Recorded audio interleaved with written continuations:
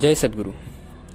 आपल्या आयुष्यातील महत्त्वाचा प्रश्न कोणावर विश्वास ठेवावा आणि कोणावर नाही. कारण की हा प्रश्न आपल्या आयुष्यात आपल्यासाठी फार महत्त्वाचा आहे. चुकीच्या माणसावर ठेवला गेलेला विश्वास आपल्याला आपल्या आयुष्यातून इतक्या मागे खेचून जातो की तिथून पुढे होणं फार कठीण जातं. आणि याची उदाहरणं आपण पुरातन काळापासून पाहतच आलेलो आहोत. खूप सारे असे राजा ज्यांना हरवणं एक वेळ नामुमकिन होतं, पण ते राजा हारले.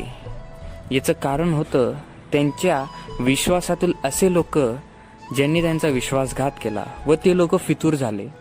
त्याच्यामुळे मोठमोठे साम्राज्य हे कोलमडून गेले.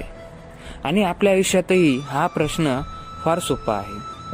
आपल्यासोबतही आपल्या आजूबाजूलाही असे फार लोक असतात जे आपला विश्वासघात करायला नेहमी तत्पर असतात. पण अशा लोकांना ओळखू पाहणं हे फार कठीण असते. तर आज आपण ह्या विषयावर थोडी चर्चा करूया. विश्वासघात हा प्रत्येक माणसासोबत होऊ शकतो. मग याला ओळखायचं कसं?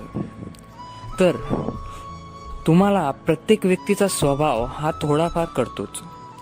जर तुमच्याजवळ आलेला व्यक्ती हा त्याच्या लोभामुळे तुमच्यापर्यंत पोहोचलेला आहे तर तो तुमच्यासाठी हानिकारक आहे. दुसरं, असा व्यक्ती जो तुमच्यापासून काही खास गोष्टी लपवतो असा व्यक्ती तुमच्यासाठी हानिकारक असू शकतो. आणि काही व्यक्ती तर असेही असतात जे तुमच्या जवळ येऊन तुमच्या सोबत रडतील, तुमच्याकडून रडून रडून सर्व गोष्टी काढून घेतील आणि दुसऱ्याकडे जाऊन त्या गोष्टी हसून हसून सांगतील. म्हणून या गोष्टीपासून वाचायचं असेल तर सर्वात सोपा मार्ग, आपले जे गुपितं असतात, आपले जे विकनेस असतात त्या गोष्टी कोणालाच सांगू नये. अगदी कोणालाही नाही. अगदी रावणानेही आपल्याला हेच सांगितलं आहे.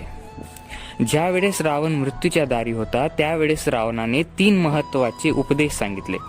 त्याच्यातील शेवटचा उपदेश होता की कोणत्याही व्यक्तीला आपली कमजोरी सांगू नये.